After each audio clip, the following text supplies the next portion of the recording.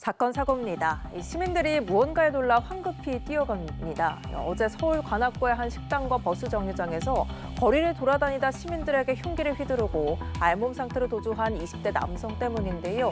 결국 남성은 경찰에 붙잡혔습니다. 경찰에 따르면 A씨는 어제 오전 서울 관악구 봉천동의 버스 정류장과 식당 등에서 가위와 볼펜 등을 휘둘러 시민들을 다치게 한 혐의를 받습니다.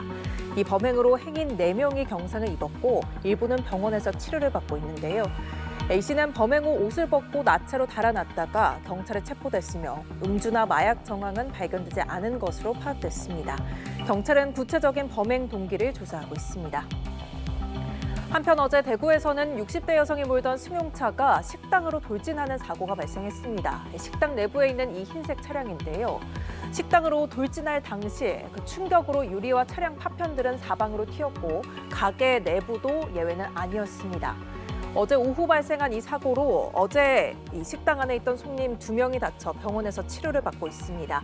경찰은 운전 미숙 등으로 사고가 난 것으로 보고 운전자를 상대로 사고 경위를 조사하고 있습니다.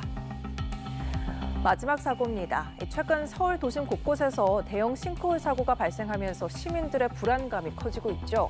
이에 싱크홀 의심 신고도 크게 늘었습니다. 서울에서만 하루 평균 50건 정도, 평소 2배 가까운 싱크홀 의심 신고가 접수되고 있는데요. 오인 신고도 적지 않다고 합니다. 이지윤 기자입니다. 멀쩡해 보이던 도로가 한순간에 움푹 꺼집니다. 지난 3월 서울 강동구에서 발생한 대형 싱크홀 사고로 1명이 숨졌습니다.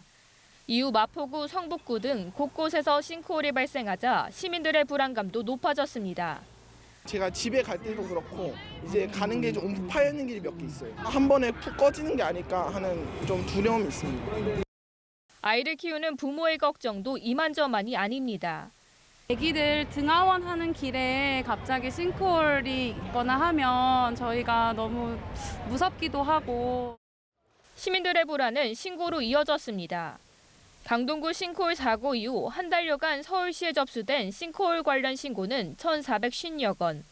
하루 평균 50건꼴로 평상시에 2배 이상 급증했습니다. 여기에는 집안 침하와는 직접적인 관계가 없는 단순 도로 파임 등도 싱크홀로 인해 신고하는 사례가 다수 섞여 있습니다. 불안감에 도로에 구멍이나 균열이 보이면 일단 신고하는 경우가 늘어난 것입니다. 전문가들은 서울시를 비롯한 지자체들이 내부적으로 파악한 위험 정보를 투명하게 공개해 시민들의 불안감을 줄여야 한다고 입을 모읍니다. 위험이 파악된 부분들을 어떤 식으로 관리하고 이런 것들을 조금 더 투명하고 또 시민분들이 좀 적극적으로 아실 수 있게끔 해드리는. 싱크홀 참사 이후 시민들의 불안감이 높아지며 이를 해소할 방안이 필요하다는 지적이 나오고 있습니다. 연합뉴스 TV 이지윤입니다.